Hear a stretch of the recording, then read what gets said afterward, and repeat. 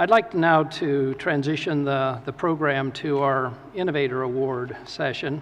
We've done something a little bit differently this year, and we've kept it a secret. We'll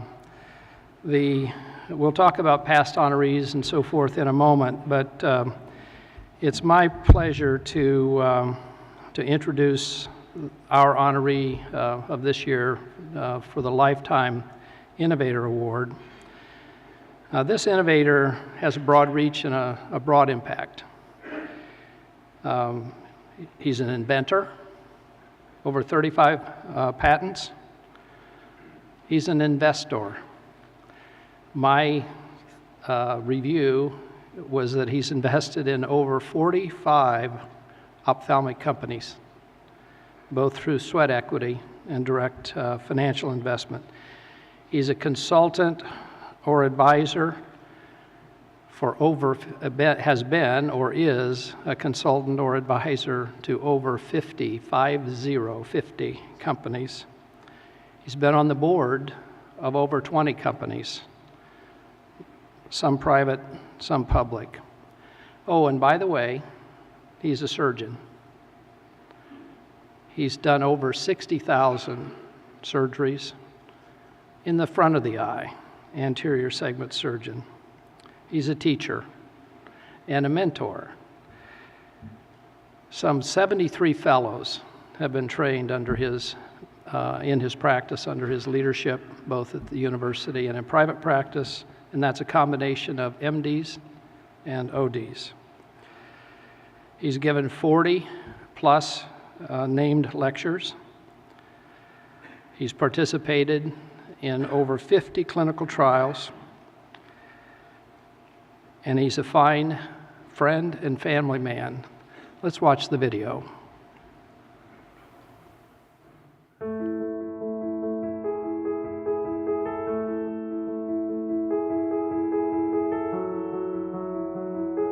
I first met Dick when I was a resident at the University of Minnesota. I was a first-year resident. My first rotation was the corneal rotation. And it didn't take Dick too long to plan my career. He shortly thereafter told me I was going to do a corneal fellowship, and which he talked me into. He told me I had to leave the University of Minnesota, but then I'd have a job to be his partner when I got back. Shortly before I was planning my return to the University of Minnesota, Dick called me and said, "I think you need to do another year elsewhere. You know, we need somebody with some interest in immunology. It's the latest field in ophthalmology. It's what cornea needs." And you know, at that point in my career, I was out of money. I was ready to come back to the university and join Dick. But as it turned out, it really changed what I did and the patients I was able to take care of, and was one of the more key things I've ever done in my training. And again, that was Dick thinking the future and thinking, you know, what was good for his service, but also what would differentiate me in my career, and that was all Dick's advice. Well, you know, I've had the opportunity to know Dick Lindstrom for now, I think, over 20 years. And it all started when Dick was so involved with industry. You know, he was an icon, and I specifically wanted to meet this man. And you know, the larger-than-life concept of an individual is how I perceived meeting Dick Lindstrom. Dick's really an innovator, not just on product, but also ideas relative to commercialization. And he really marries it all together more than any doctor I've ever met in any profession. When I think about Dick, I think of, the man, the myth, the legend, and one of the most talented, innovative, kind, and generous people that I've ever met. When I've gone to Dick for advice and support, I've really been just amazed at how he's able to make ideas, seemingly complex ideas, simple and applicable to both clinical practice as well as to business requirements. A lot has been said and written about Dick's many corporate affiliations, and when I say many, I mean that. Dick has taken a lot of kidding about that, but to me personally, it says a lot about the man. Dick is a great businessman with incredible and impeccable integrity. He's been a great advantage to practitioners, to the industry, and to the profession as a result of his work as a consultant and advisor to industry, which has helped move the technology forward. It has also brought devices to the table that have had great utilization in our surgical approach to patients.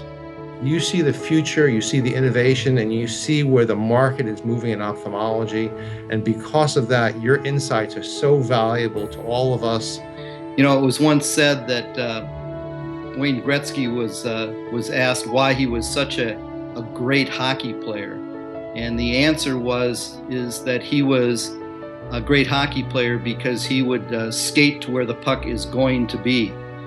And so I don't know if you're the Wayne Gretzky of ophthalmology or he's the Dick Lindstrom of hockey, but the idea is certainly the same. You innovate, you skate to where it's going to be, and you have this uncanny knack of being able to determine what's going to work and what isn't, and how to help make it a better product, not only for us as physicians, but just as importantly for our patients. So I think one of the things that I find most valuable about Dick is not only his prescient ability to see beyond the horizon and to anticipate what ophthalmology will eventually embrace in terms of technology and procedure, but more importantly, Dick has a unique ability to understand some of the business pragmatics, understanding development plans, understanding the cost of those developments, understanding regulatory pathways, and understanding eventually what the commercial risks are and benefits of bringing forth new technologies. And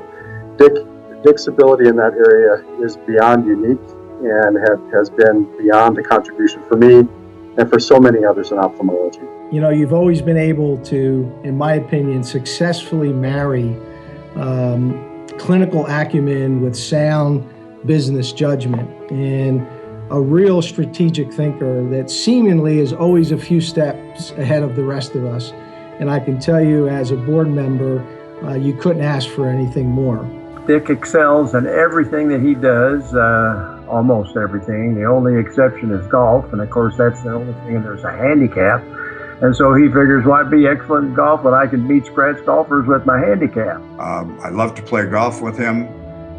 In terms of innovation, he has one of the most innovative golf swings that you've ever seen in your life, but he accomplishes a great deal with that swing, and then he can get the ball up and down on a regular basis.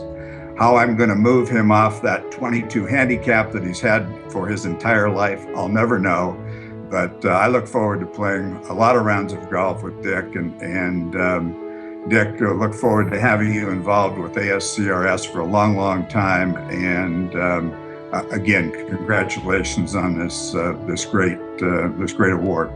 As a clinical investigator, Dick, you've always been willing to tell me and tell us the truth, not just what you think we wanted to hear. And that's something I'll always be grateful for. I've turned to him many times when I needed advice about issues in my practice and on occasion about issues in my personal life.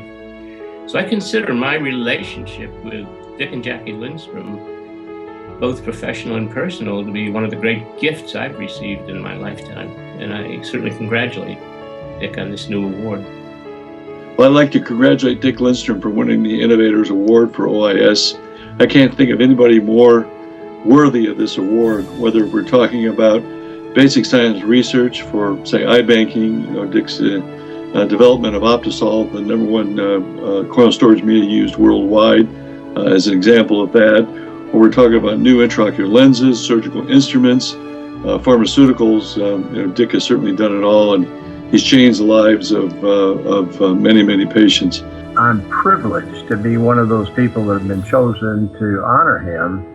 And I, most importantly, will tell you that to be able to call him a close friend is one of those things that I treasure the most. So congratulations, Dick, and I am in full support of this award for you. Thank you. I want to say here, there is no more deserving candidate than Dick for this Catalyst Award. Beyond deserving.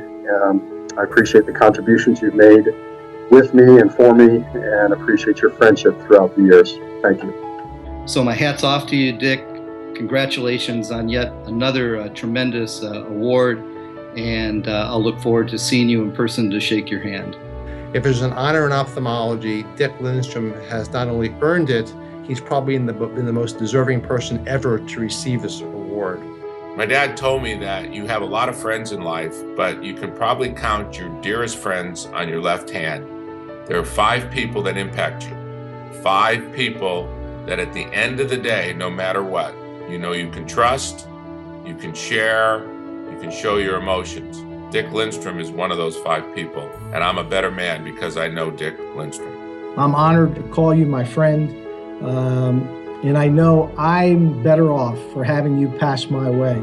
So all the best. Congratulations on this Ophthalmic Innovators Award, and thank you for all you've done for me and all that you've done for ophthalmology.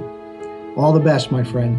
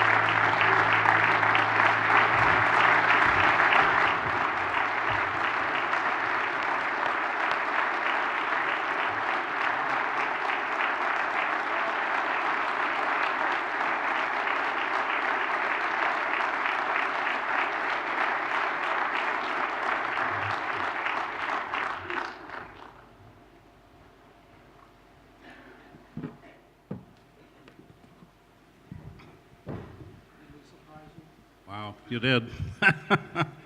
So honored and really very humbled. I thought there might be something happening when my wife showed up. And I certainly want to acknowledge Jackie, who's played such a big role in my life and my career. So Jackie, a little applause. You've had this marvelous career, immense impact in ophthalmology. How'd you end up in ophthalmology? Well, I was, in a sense, chosen, I think.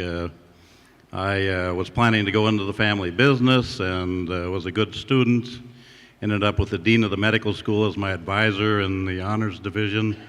And he convinced me to go into medicine, so I never intended to be a doctor.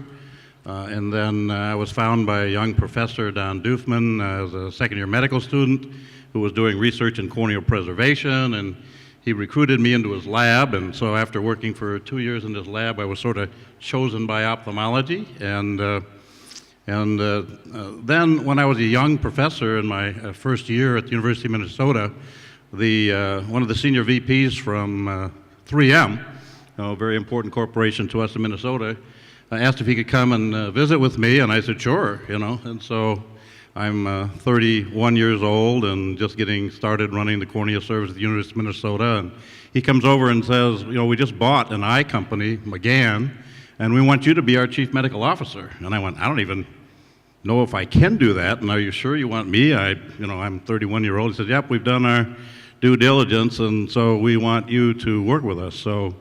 And what a great education that was. I spent 15 years with an office on the campus at 3M and was able to interact with senior execs there. And again, I think I was chosen, I guess, to some extent to do the things that I've done in industry and innovation. And it wasn't like I ran out and had all these things planned, but I did, I think, have the wisdom to be open to the opportunity.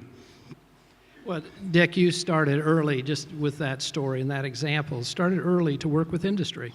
Yep. And that was a little bit before its time. Now there's a lot more seamless interaction between clinical leaders and academics in industry than there was in that era. And I think it has helped carve a special path for you and has helped many of us, but helped us with impact. And I think when you were being asked to be chief medical officer with 3M, I was getting AMO started, and we had some fun together, growing together in the field as an entrepreneur, business guy on one side and a clinical person on the other side. But I have a little story about Dr. Lindstrom. I needed, when I transitioned from American Hospital Supply Corporation when Baxter bought that company and AMO went to Allergan, I started Chiron Vision, and I needed to do this awkward thing called raise money. And I wasn't sure how to do it, so I had this idea that I thought the low-hanging fruit would be I'd go to the leading ophthalmologists and ask them for money to invest in our company. Marcia and I started this in our bonus room in our house. And so I targeted 50 ophthalmologists, and I was going to try to get $50,000 each. You'll probably remember this. You were still at the university. You were on my list. We had a little bit of a relationship, and I had this powerful presentation. I'm sure it was. And it took 30 to 60 minutes to take these leading docs through the science and how we were going to help the cornea heal. We were going to do all these things. And I wanted to get $50,000 from them, and if they invested, then they could be a clinical investigator for us. Pretty silly strategy, actually. But I'm about 5 minutes into my pitch to you, Dick. And he said, well, Bill, just a minute. Are you asking me for money? I said, well, I want to talk about EGF. He said, no, are you asking me for money? And I said, well, yeah, how much? I said, $50,000. And he just hesitated, and he said, now, if I invest the $50,000, then I get to work on those programs? And I said, well, yeah. He said, okay. And I was stunned. This guy had jumped steps ahead, as he has his whole life, and he came to the answer, and he saw the panic, kind of blank look on my face because I wasn't sure what else to say. And he said, after a couple of minutes, he took me off the edge by saying, Bill, I've got a couple of ideas, and we went into that next stage. But it would just, to me, is something, as I was reflecting on this deserved award, a personal experience I had with you, of many, Dick, where you got way out front of me and a lot of people that you interact with and so forth. So one of the thoughts I had was to talk a little bit about how in the heck do you get to work with so many companies. I have a slide, I think, on the disclosures that you make. Maybe you could put that up. Everybody can read every word there, right? So Lindstrom has led the way in many, many ways, but he irritated a lot of us in industry early by not just working with us exclusively, but with the whole field. How did you get away with that? Well, I didn't always. But so when I started to innovate myself, and I had some early products, including intraocular lenses and corneal preservation solutions, and my opportunity at 3M as chief medical officer, and a few others that generated some revenue. So I decided, what will I do with that income? I could put it into a portfolio of stocks and bonds, and what I decided to do with the support of my wife and family was to take all the money that I generated from industry and reinvest it into startup companies and innovation. And well, I'm definitely passionate about innovation. I've always been an advocate of trying to recruit others to invest in our industry. So it made sense to me to do the same. And so I basically just, for now since I was 30 and I'm 67, 37 years, everything that I've made from industry, I've reinvested back into industry as far as dollars. And it's been an extraordinarily rewarding journey, because every time someone like you comes, and I tell my fellows, be really nice to those people that you meet that are young and in their 30s, because someday they may be, they may be Bill Link, or they may be Mike Pearson, or they may be Jeff George, and they're 31 years old, and someday you might be working for them. Right now they may not be as impressive as you think, but the opportunities to participate in all those products and also to meet all those people has been an extraordinarily intellectually stimulating journey for me, and I learn a ton. It's helped me as a physician. And I think I've been able to, maybe make some contributions along the way to advancements in ophthalmology as well. And that, that makes me feel good that I've helped companies, I've helped people, and the controversy always is the ethical issue. And most of you know I've been on the podium more than once supporting appropriate interaction between industry and ophthalmology. And I may be lucky, but I think I'm not lucky. I think it's really the way it is. The people that I work with in industry are always 100%, with no exceptions, have extraordinarily high ethics, and are actually many times more concerned about the patients that we're enrolling in a clinical trial than the physicians. I mean, they are, my experience has been that the ethics are extraordinary in industry, and that we should be proud to work with industry as ophthalmologists. Dick, you've done a lot. What are you most proud of? Well, I think this idea of being able to work broadly in the industry, because I work hard to maintain confidentiality, but also at the same time help everyone I work with to advance their particular project to the best interests of the company, but also to the best interests of our patients. So I think I'm somewhat proud that I've been able to do that. That suggests to me that I've developed some respect for integrity. I'm proud of the fact that I've been able to develop some products myself, but I'm really very proud of the products that I've helped others to develop as well. And as the older I get, I would say perhaps what I'm most proud of are the younger ophthalmologists that I've influenced. And as was mentioned, I've had 73 fellows. I've been open to young ophthalmologists, coming into my clinic, but also learning from me in regards to how to work with industry in an ethical fashion, but also how to innovate. And on the podium here today were several of my fellows. I'll not name them, and you saw some of them in the video. It's pretty hard not to be proud of playing a role in training that next generation. So, all things being equal, probably I'm most proud of the people I've mentored and the impact that they're now having on our industry. Well, thanks. That does not surprise me, that you're most proud of the people around you. You make all of us better, as several people indicated in the caring people in the video. And we're going to wrap this up and put you to work. You're moderating the next session. Let's recognize Dr. Richard Lindstrom. Thank you.